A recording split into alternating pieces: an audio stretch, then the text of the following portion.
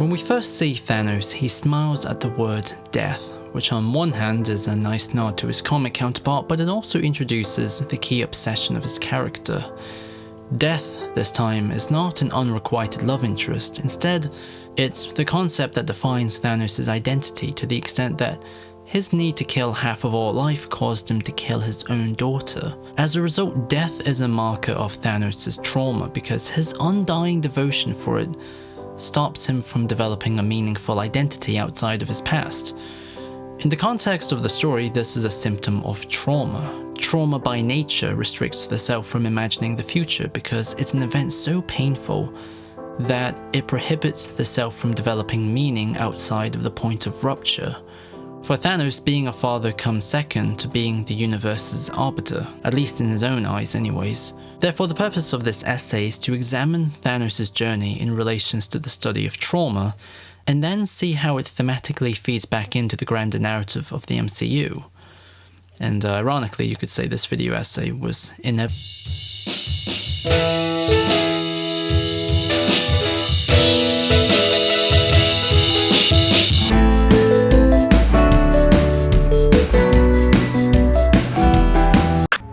genocide.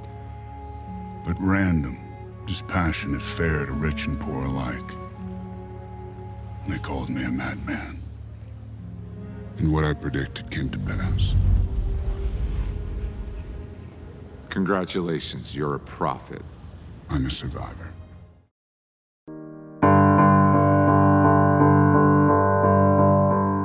So a hotly debated concern with Thanos is why doesn't he, instead of turning 50% of life into dust, just double the resources by turning pre-existing dust and various unneeded waste into useful stuff? I mean, 90% of household dust is made of dead human skin, so there's already an abundance of it, but I'm sure there's some sort of complicated world-building reason, like his gauntlet is made of dwarven end metal, so it lacks the cognitive power for such a complicated order. Yes. Or whatever. But on a thematic level, this is actually a really effective way to express and understand Thanos' character, because not only is it a literal glass half empty attitude, but he's built a whole identity out of his 50% solution, because it's the only logic in his life that was very clearly preserved. He'll never know if it would have worked, so he has to believe it definitely would have worked and will work, otherwise his life would have no meaning. It would lack continuity. It's easier for Thanos to psychologically build a coherent narrative for himself as a romantic savior destined to save the universe than accept that he's simply a victim of a chaotic and cruel universe. It's one of the reasons why his perfectly balanced moment is lingered upon in Infinity War. Death is a form of order for him. It's the only logic that he respects and believes the galaxy would accept. And it's also why Thanos regularly goes back to the ruins of his home. He literally cannot imagine a future where life is the answer because he's made a whole identity out of his obsession with death. I'm the only one who knows that. At least I'm the only one with the will to act on it. Therefore, power and time are the key concepts and ideas in Thanos' journey, because at the heart of his arc is ultimately the pains of a man trying to come to terms with his lack of power in change, in transitions, but he's also very specifically refusing to adapt. And this is spotlighted with his relationship with Gamora. She's his last opportunity to move on, a daughter that he sincerely loves. Thanos' introduction in Guardians of the Galaxy Volume 1 even establishes this even before they share a scene together. And apparently, you alienated my favorite daughter, Gamora. For Thanos, Gamora symbolizes everything else. Life is an innocent creature that needs to be protected by learning and experiencing the wisdom of death. And on one hand, this is a sincere fatherly relationship where she influences him back. I always hated that chair. So I've been told. Like when Gamora states her dislike of Thanos' throne, he spends the rest of the scene sitting on the steps. He's learning about life through her eyes, as a father does, because in a way, she is his life. But on the other hand, loving Gamora is also a means for Thanos to love himself, because he used her as a mechanism to vindicate his own self-image. It's why he's always praising her and bashing Nebula. It's flattering for him to see that he's proven right, that his cruelty does in fact nurture people into stronger beings. And that's the core conflict to Thanos' character. Does he allow new life to change him? Or does his nostalgia for pain, his trauma, take over him? Time itself is a thing that he hasn't come to terms with. But ultimately, Thanos chooses to sacrifice Gamora for his devotion to death. This happens not just because he needs to get the Soul Stone, but it's because he's incapable of letting go of his old identity as a man struggling with the forces of a chaotic universe. Gamora offered Thanos a different continuity where nurturing life could be a means of reconciling with his traumatic past, but he's too far gone at this point. As I quote from Kathy Carruth, "Trauma is not locatable in the simple, violent or original event in the individual's past, but rather in the way its very unassimilated nature, the way it was precisely not known in the first place, returns to haunt the survivor later on." I think I've completely read that wrong. Thanos has trapped himself, and in the end, his preventative measure has made the whole universe suffer as he once did. Everyone, like him, are trapped now too, suffering from an inability to find new relevance.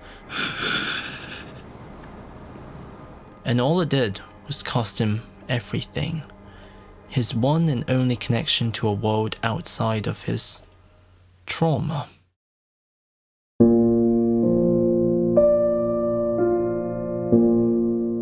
Thanos in Endgame is kinda controversial because his relatable altruistic rhetoric is completely dissipated, and instead, he's motivated by purely malicious intent. After being killed, his younger self sees this and gets all offended to the point that he goes from wanting to preserve half of all life to a weird plan that involves destroying all life and rebuilding civilization from scratch in his own image. On one hand, this is jarring and self-contradicting, but it doesn't completely disrupt the theme of trauma. Instead, it actually kind of flows really well, because it overtly exemplifies his traumatic symptoms. In all my years of conquest, violence, slaughter, it was never personal. But I'll tell you now, what I'm about to do to your stubborn, annoying little planet, I'm gonna enjoy it. Very, very much. The Avengers has proven Thanos wrong. His 50% solution not only hasn't made everything better, but his sense of grandiosity is a lie. Because his destiny is in danger and can be undone by mere mortals. Therefore, Thanos' self-image was all rhetoric and no reality, because deep down inside, he still hasn't come to terms with his trauma. His obsession with death won't let him. Similar to what Emily Keatley and Michael Pickering said, to be rhetorical assumes that such memory is controllable. Trauma is instead a term for the lack of such control. Thanos' beliefs are a protective canopy in a way that makes his desire for power appear benign. Which is one of the reasons why he liked Star-Lord originally, because he reflected his own self-righteous consequentialist attitude. I like him. And this is one of the reasons why Gamora didn't like Star-Lord's cavalier attitude originally. Points of view. You're despicable. Dishonorable. He reminded her of her own father, but that's worth its own video. A part of Thanos knows about this protective canopy because that's why he retired and hid in the garden.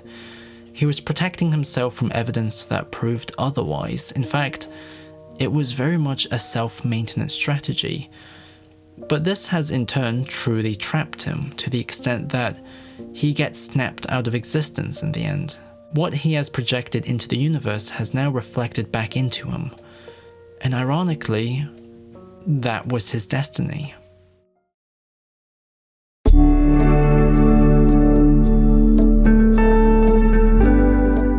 As a storytelling tool, Thanos is more or less the opposite to Vision, in the sense that Vision was a character that was narratively used to symbolically tie the different wealth of concepts in the MCU together.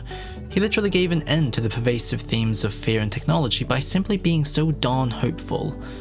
But Thanos undoes these ties by not only killing Vision, but he literally symbolizes the inevitable, the scary future that every hero has been trying to delay in their own way. A hostile alien army came charging through a hole in space. We're standing 300 feet below it. We're the Avengers. We can bust arms dealers all the livelong day, but that up there, that's the endgame. The Marvel's trinity are characters that are all in some way connected to the theme of fighting the future, because Steve is a survivor, a man out of time, fighting to preserve old virtues in a new world. Tony is a man burdened with the fear of the future, and Thor inherited a responsibility from the past. Loki, this was never about stopping Ragnarok, this was about causing Ragnarok. Sorry, Ned. I can't sign it. God, what do we do? Ironically, on a super abstract level, these are all characteristics that are also carried by Thanos, but Thanos personifies all of their fears and gives it a face, a physical climax that can be relevant for every established character. Therefore, as a narrative device, Thanos not only offers a big climax, but his journey frames the totality of the MCU into a more concentrated image. Especially in Avengers Endgame, the heroes had to overcome their collective trauma by going back in time to find new meaning in the past, and then use it as material that can build something positive in the present. The entirety of the story functions more or less as a metaphor for recovering from trauma. Maybe I'll try some of that life Tony was telling me to get. Every character has to do what Thanos should have done, which is appropriate the pain in order to focus on life, as opposed to obsessing over death. So Thanos functions as a thematic anchor, something that makes the preferred reading of every character's journey more apparent, and in doing so, ironically, the life that the heroes hold on to is very much Thanos' legacy.